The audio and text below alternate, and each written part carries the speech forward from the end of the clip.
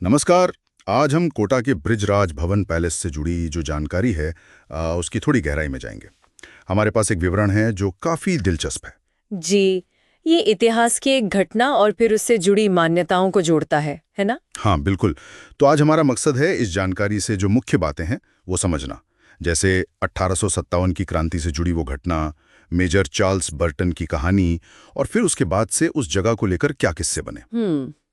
तो बात शुरू होती है मेजर बर्टन और उनके बेटों की महल में हुई हत्या से। जी, 1857 में। हाँ, और कहते हैं कि मेजर बर्टन की आत्मा आज भी वहां है, और खास बात यह है कि वो अनुशासन को लेकर बहुत सख्त मानी जाती हैं। बिल्कुल, और ये सुनने में आया है कि वहाँ जो कर्मचारी हैं, गार्ड्स हैं, उन्होंने भी कुछ अजीब अनुभव किए हैं। अच्छा, किस तरह के अनुभव? जैसे विवरण बताता है कि मेजर बर्टन कोटा में ब्रिटिश पॉलिटिकल एजेंट थे।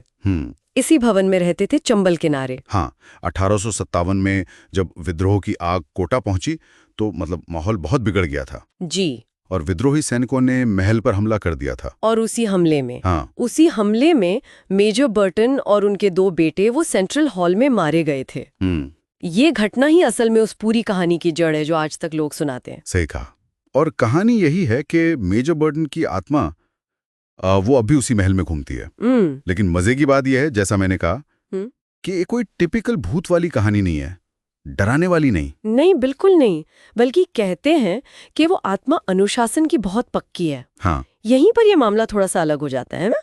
मतलब आमतौर पर ऐसी कहानियों में डर होता है, लेकिन यहाँ फोकस अनुशासन पर है। तो गार्ड्स के अनुभव क्या थे, कुछ पता है? हाँ, जानकारी में ये बताया गया है कि जैसे गार्ड्स अगर रात में ड्यूटी पर हैं और उन्हें झपकी आ जाए, अच्छा, तो कहते हैं कि कोई अनदेखी ताकत उन्हें जगा देती है, या फिर एक तरह का अदृश्य थप्पड़ सा महसूस होता है। अरे, मतलब एक भूत जो डराता नहीं बल्कि ये कहता है कि ड्यूटी ठीक से करो। हाँ, कुछ ऐसा ही। ये सोचने वाली बात है। क्या ये बस एक मनगढ़ंत कहानी है या फिर इसके पीछे कोई गहरा मतलब भी हो सकता है? देखिए, ये इस कहानी का शायद सबसे दिलचस्प पहलू है।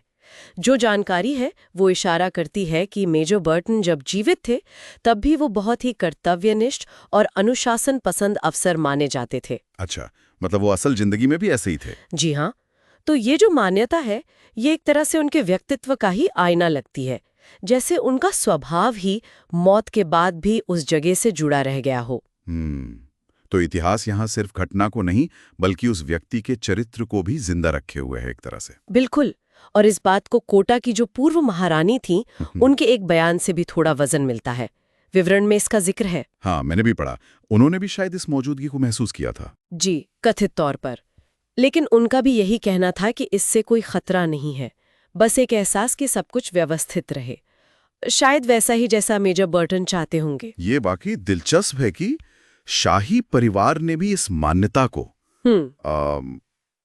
एक तरह से मान लिया या कम से कम नकारा नहीं। हाँ, और ये हमें सोचने पर मजबूर करता है कि कैसे इतिहास के कुछ पल, खासकर जिनमें हिंसा या कर्तव्य जैसी तीव्र भावनाएं शामिल हों, वो किसी जगह की याद पर इतनी गहरी छाप छोड़ सकते हैं। सही बात है। ये फिर सिर्फ एक भूत की कहानी नहीं रह जाती, ये उस दौर के मूल्यों की, उस व्यक्ति के चरित्र की और इतिहास की एक गूंज बन जाती है जो लोक कथाओं में जिंदा है। तो अगर हम इस पूरी जानकारी का सार निकालें तो बृजराज भवन की कहानी सिर्फ 1857 की एक दुखद घटना या कोई भूतिया किस्सा ही नहीं है। नहीं, ये तो इतिहास, कर्तव्य और अतीत की एक अजीब सी गूंज का मिश्रण है जिसे आज भी कुछ लोग महसूस करते हैं, ऐसा दावा है।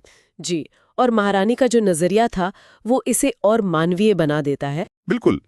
तो यहाँ ये सवाल मन में आता है कि कर्तव्य निष्ठा जैसा एक गुण, एक भावना, वो किसी इंसान की मौत के बाद भी एक जगह की पहचान से कैसे जुड़ सकती है? सही सवाल है। ये दिखाता है कि कैसे इतिहास और व्यक्तित्व की छाप वक्त के साथ धुंधली नहीं पड़ती बल्कि कहानियों और अनुभवों के रूप में बनी रह सकती है। तो अंत में एक विचार श्रोताओं के लिए छोड़ जाते हैं। हाँ, जरूर।